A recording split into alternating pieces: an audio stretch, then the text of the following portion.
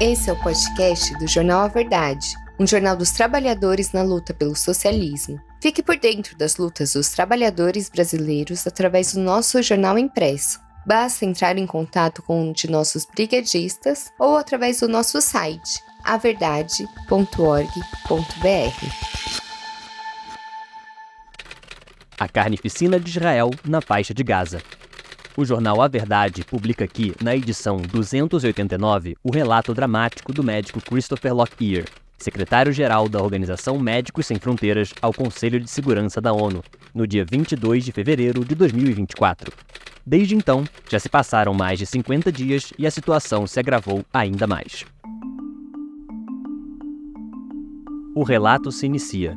Abre aspas.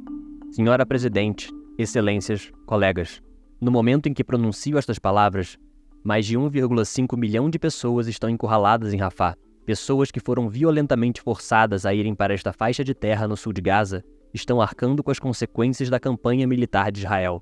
Vivemos sob o medo de uma invasão terrestre. Nossos temores são baseados na nossa própria experiência.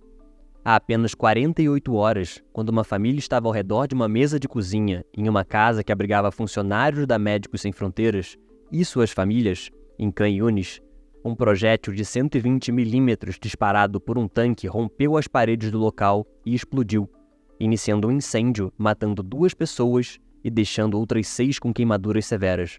5 dos 6 feridos são mulheres e crianças. Havíamos tomado todas as precauções possíveis para proteger os 64 trabalhadores humanitários e membros de suas famílias de um ataque desse tipo, notificando as partes em conflito sobre a localização e marcando claramente o edifício com uma bandeira da Médicos Sem Fronteiras. Apesar das nossas precauções, nosso prédio foi atingido não apenas por um disparo de tanque, mas por tiros intensos. Algumas pessoas ficaram presas no prédio em chamas, enquanto os disparos contínuos atrasavam a chegada de ambulâncias ao local.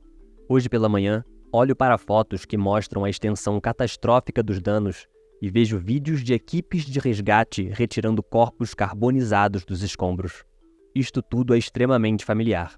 Forças israelenses atacaram nossos comboios, detiveram nossos funcionários e destruíram nossos veículos com tratores, e hospitais foram bombardeados e invadidos.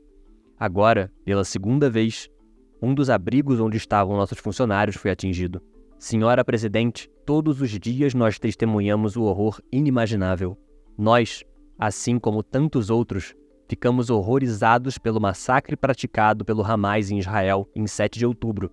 E ficamos horrorizados pela reação de Israel. Sentimos a angústia das famílias cujos entes queridos foram feitos reféns em 7 de outubro.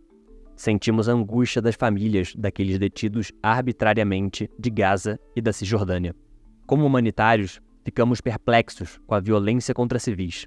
Estas mortes, destruições e deslocamentos forçados são o resultado de escolhas políticas e militares que desrespeitam flagrantemente as vidas de civis. Testemunhamos o sofrimento inimaginável da população de Gaza. Temos feito tudo o que é possível para efetuar uma resposta humanitária relevante. Temos assistido à destruição sistemática de um sistema de saúde que apoiamos há décadas. Temos assistido aos nossos colegas e pacientes serem mortos e mutilados. Esta situação é o ponto culminante de uma guerra travada por Israel contra toda a população da faixa de Gaza.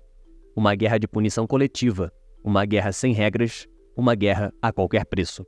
Senhora Presidente, a resposta humanitária em Gaza é uma ilusão conveniente, que perpetua a narrativa de que esta guerra está sendo travada em linha com as leis internacionais. Ainda assim, em Gaza, temos cada vez menos, a cada dia, menos espaço, menos medicamentos, menos comida, menos água, menos segurança. Já não falamos mais de intensificar a ação humanitária. Falamos de sobreviver mesmo sem o mínimo necessário. Hoje, em Gaza, os esforços para prover assistência são irregulares, episódicos e totalmente inadequados. Como podemos oferecer ajuda que salva vidas em um ambiente onde a diferença entre combatentes e civis não é levada em conta? Como podemos manter qualquer tipo de resposta quando trabalhadores médicos são alvejados, atacados e demonizados por atender aos feridos? Senhora Presidente, ataques a serviços de saúde são ataques à humanidade. Não restou nada que possa ser chamado de um sistema de saúde em Gaza. Os militares de Israel Desmantelaram hospitais, um após o outro. O que restou é tão pouco diante de tamanha carnificina que é simplesmente absurdo. A desculpa dada é a de que as instalações médicas foram usadas para fins militares, embora não tenhamos visto qualquer prova verificada de maneira independente de que isso tenha ocorrido. Desde 7 de outubro, fomos forçados a evacuar 9 instalações de saúde distintas. Há uma semana, o Hospital Nasser foi invadido. O pessoal médico foi forçado a sair, apesar de ter recebido garantias reiteradas de que poderia ficar para continuar atendendo aos pacientes. Estes ataques indiscriminados, assim como os tipos de armas e munições utilizadas em áreas densamente povoadas, mataram dezenas de milhares de pessoas e mutilaram outros milhares. Nossos pacientes têm ferimentos catastróficos, amputações, membros esmagados e queimaduras graves. Eles precisam de atendimento especializado, precisam de reabilitação longa e intensiva. Médicos não podem tratar esses ferimentos em um campo de batalha ou nas cinzas de hospitais destruídos. Não há leitos, medicamentos e suprimentos suficientes. Cirurgiões não tiveram escolha a não ser realizar amputações sem anestesia em crianças. Nossos cirurgiões estão ficando até sem gaze para impedir que seus pacientes sangrem. Eles usam uma vez, espremem o sangue, lavam, esterilizam e reutilizam para o próximo paciente. A crise humanitária em Gaza deixou grávidas sem cuidados médicos por meses. Mulheres em trabalho de parto não podem aceder às salas de parto e estão dando à luz em barracas de plástico ou edifícios públicos. As crianças que sobreviverem a esta guerra não vão apenas carregar os sofrimentos visíveis das lesões traumáticas, mas também os invisíveis, aqueles causados pelos reiterados deslocamentos, medo constante e por testemunhar membros da família serem literalmente despedaçados diante de seus olhos. Essas feridas psicológicas têm levado crianças tão pequenas, como de 5 anos, a nos dizerem que preferiam estar mortas. Os riscos para o pessoal médico são enormes. Todos os dias, temos feito a escolha de prosseguir com o nosso trabalho diante do perigo cada vez maior. Estamos apavorados. Nossas equipes estão mais do que exaustas. Senhora Presidente, isso tem que parar. Nós, junto com o resto do mundo, temos acompanhado de perto o modo como este Conselho e seus membros têm abordado o conflito em Gaza. Reunião após reunião, resolução após resolução, este órgão não conseguiu endereçar de maneira efetiva esse conflito. Vimos membros deste Conselho deliberarem e agirem com atraso enquanto civis morrem.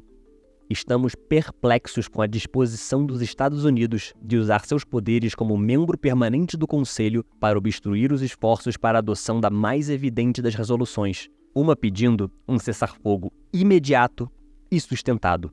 Por 3 vezes, esse Conselho teve a oportunidade de votar por um cessar-fogo que é tão desesperadamente necessário e por 3 vezes os Estados Unidos usaram seu poder de veto. Uma nova proposta de resolução feita pelos Estados Unidos pede de maneira ostensiva por um cessar-fogo.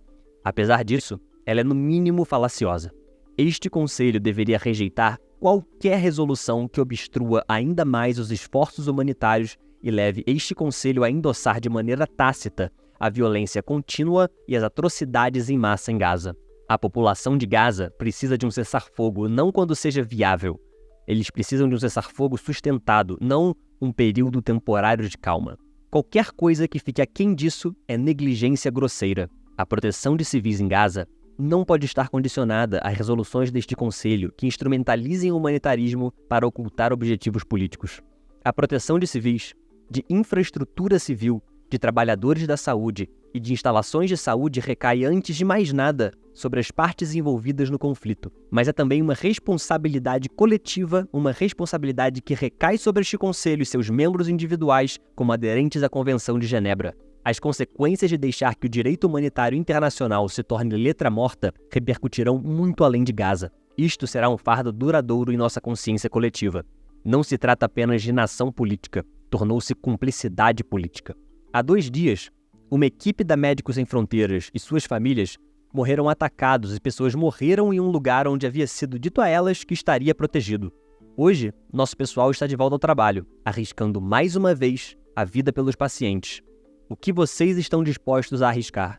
Nós exigimos as proteções prometidas sob o direito humanitário internacional. Exigimos um cessar-fogo de ambas as partes. Exigimos que haja espaço para transformar a ilusão da assistência em assistência realmente significativa.